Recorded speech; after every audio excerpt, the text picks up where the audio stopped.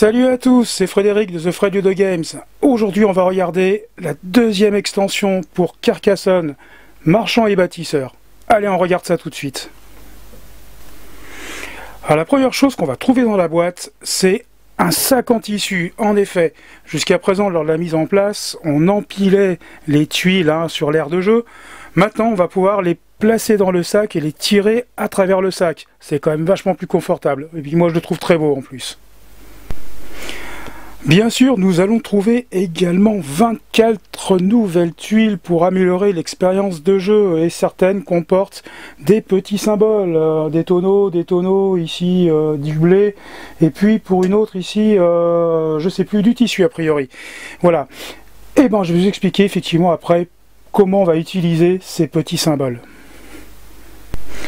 Alors bien sûr, les tuiles ont effectivement également un petit symbole qui permet de les reconnaître et de les trier à la fin de votre partie.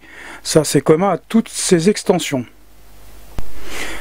Nous trouvons ensuite 20 pions au symbole du blé, du tissu et du tonneau. D'accord ? Le tonneau représentant le vin.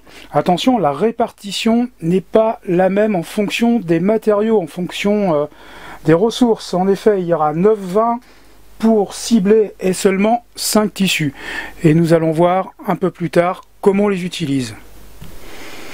Enfin, en termes de meeple, nous allons trouver d'une part les bâtisseurs, d'accord, en forme de bâtisseurs a priori, et 8 meeples cochons, d'accord, toutes à une couleur différente que vous allez intégrer dans votre set de meeple pendant votre partie si vous utilisez cette extension naturellement. Alors voyons voir un petit peu les tuiles particulières de cette nouvelle extension. La première chose que l'on constate, c'est qu'on a des ponts qui apparaissent qui vont permettre d'enjamber les routes. D'accord ? Ce n'est pas une intersection à 4 voies, on est bien d'accord, c'est bien une première route qui passe et puis la seconde qui passe par-dessus. Ici c'est le même cas, sauf que nous arrivons soit dans une ville, soit dans un village. Ensuite nous trouvons une abbaye avec 3 départs et enfin, un petit peu dans l'esprit de l'expansion précédente, on retrouve la ville avec le pré au milieu si on souhaite placer un paysan.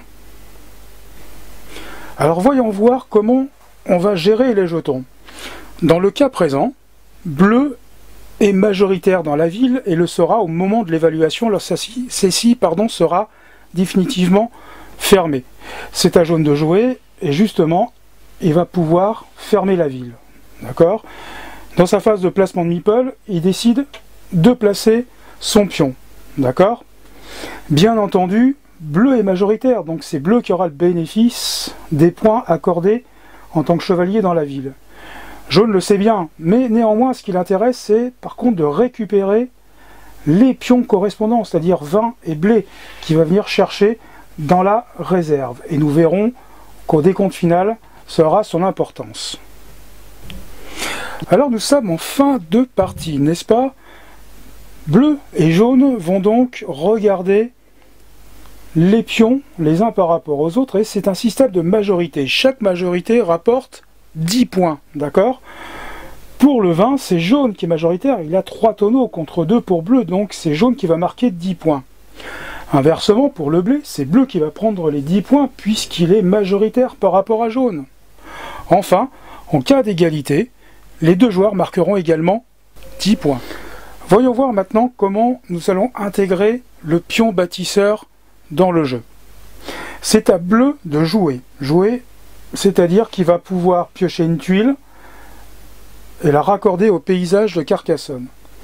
À ce moment-là, effectivement, il pourrait parfaitement poser un voleur ici pour démarrer une nouvelle section.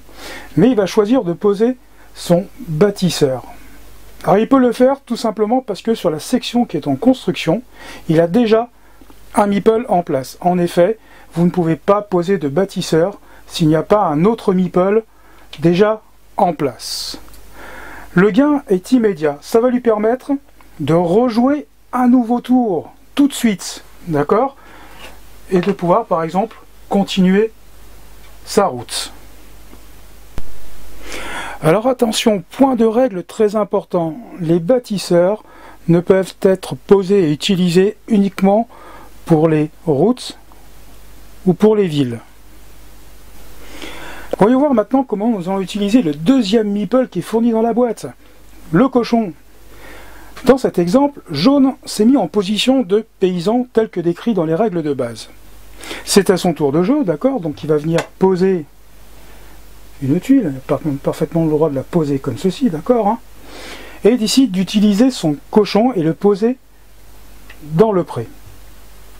Pour pouvoir poser un cochon, il faut d'abord qu'il y ait déjà un paysan, un peu comme pour les bâtisseurs. Pour poser un bâtisseur, il fallait qu'on ait un voleur ou un chevalier dans la ville, d'accord? Pour poser un cochon, il va falloir qu'il y ait déjà un paysan. Tout comme le paysan, le cochon restera en place jusqu'à la fin de la partie et au moment de l'évaluation finale, c'est-à-dire lorsqu'on va regarder les prés, le cochon va simplement nous apporter un bonus de points uniquement.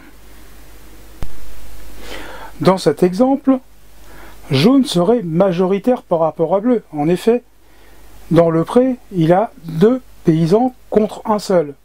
2 paysans car on ne compte pas le cochon. Le cochon n'est pas un élément déterminant pour définir une majorité.